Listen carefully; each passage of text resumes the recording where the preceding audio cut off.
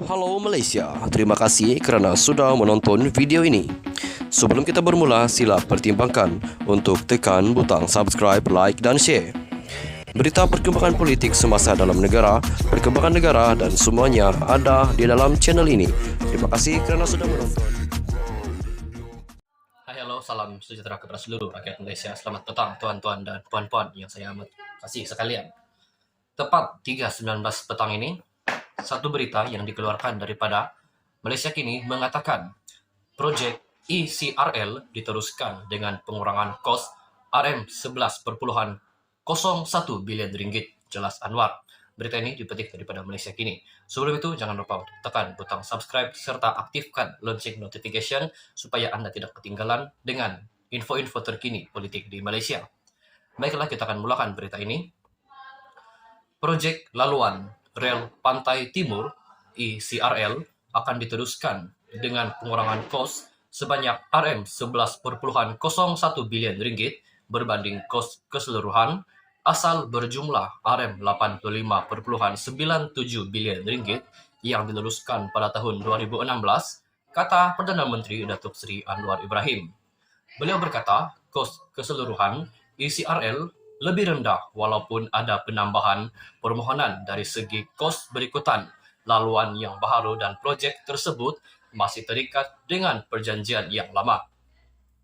Walaupun ada sedikit penambahan kerana pembiayaan tambahan bagi menampung penjajaran semula projek ECRL yang kita luluskan, tetapi ini menyebabkan keseluruhan kos itu diturunkan sebanyak RM11.01 bilion ringgit, katanya dalam satu sidang media selepas mempengerusikan mesyuarat kabinet hari ini.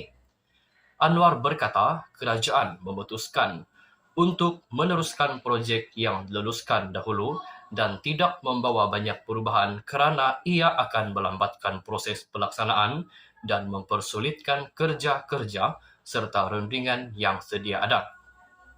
Tahniah kepada Kementerian Pengangkutan bersama Kementerian Kewangan dan Kementerian Kerja Raya yang dapat bantu mempercepatkan proses rundingan ini dan akhirnya dapat menurunkan kos keseluruhannya ketimbang berbanding apa yang diluluskan pada tahun 2016, katanya. Projek ECRL sepanjang 665 km yang melibatkan 59 terowong itu merangkumi kerja-kerja pembinaan di 4 negeri, iaitu di Negeri Kelantan, Negeri Terengganu, Negeri Pahang dan Negeri Selangor, dan akan dibina dengan reka bentuk bebas daripada bencana banjir. Hai, halo, salam sejahtera kepada seluruh rakyat Malaysia. Selamat petang tuan-tuan dan puan-puan. Berita hari ini dipetik daripada astroawani.com. Sebelum itu, jangan lupa untuk tekan butang subscribe serta aktifkan lonceng notification supaya Anda tidak ketinggalan dengan info-info terkini mengenai berita-berita terkini dalam negara. Jemaah Menteri hari ini bersetuju untuk memindahkan kuasa mengawal selia bekalan gas di kawasan Sabah kepada kerajaan negeri berkenaan, kata Perdana Menteri Datuk Seri Anwar Ibrahim. Beliau yang juga Menteri Kewangan berkata, hal itu diputuskan sebagai sebahagian daripada usaha kerajaan untuk memartabatkan Perjanjian Malaysia 1963.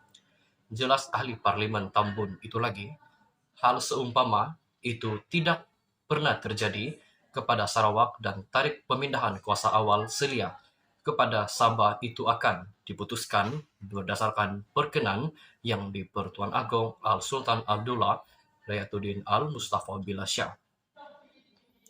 Hari ini untuk bekalan gas, kita pindahkan kuasa kawal selia bekalan gas yang dulu kini peringkat Petronas dan Persekutuan kini dipindahkan kepada Kerajaan Negeri Sabah. Ini telah berlaku untuk Sarawak sebelum ini dan ini dipindahkan kepada Sabah. Tarikh pelaksanaan itu tunggu perkenan yang di Pertuan Agong, jadi proses Sabah itu kelulusan jemaah menteri telah diperakui hari ini, katanya lagi. Beliau berkata sedemikian dalam sidang media selepas selesai mempengerusikan mesyuarat mingguan kabinet di bangunan Perdana Putra hari ini. Menjelaskan lebih lanjut, Perdana Menteri berkata, selepas pelaksanaan pemindahan kuasa kawal selia itu, Kerajaan Sabah selepas ini boleh meneruskan sebarang rundingan mengenai bekalan gas di peringkat negeri tanpa perlu menunggu persekutuan. Kuasa menetapkan harga bekalan gas dan juga perjanjian baharu itu dahulu diputuskan di pusat, tetapi dengan pemindahan kuasa ini yang pernah berlaku di Sarawak, pemindahan ini menetapkan kuasa itu ke Sabah. Tapi tentu ada proses perundingan yang perlu dilakukan dahulu, tapi kuasa itu akan pergi kepada kerajaan negeri, katanya lagi. Selain itu, Perdana Menteri berkata jawatan kuasa Perjanjian Malaysia 1963 yang dipengerusikan Timbalan Perdana Menteri Datuk Seri Fadila Yusof itu diberi masa 1 bulan dari sekarang untuk memutuskan beberapa perkara baru. Soal NA 63 dipengerusikan Timbalan Perdana Menteri Fadila, kita beri tempoh sebulan dan insya Allah awal Januari genap sebulan dari sekarang kita akan kemukakan beberapa kemajuan yang lebih baik untuk selesaikan sebahagian besar isu yang dibangkitkan. Walaupun begitu, ada hal-hal lain tentang pindaan undang-undang. Itu terpaksa ditangguhkan sehingga sidang parlimen seterusnya, katanya lagi. Sekian saja perkongsian berita untuk hari ini. Kita jumpa lagi di video yang seterusnya. Sebelum itu, jangan lupa untuk tekan butang subscribe. Aktifkan juga lonceng notification supaya Anda tidak ketinggalan dengan berita-berita terkini daripada channel ini. Sekian saja daripada saya. Terima kasih.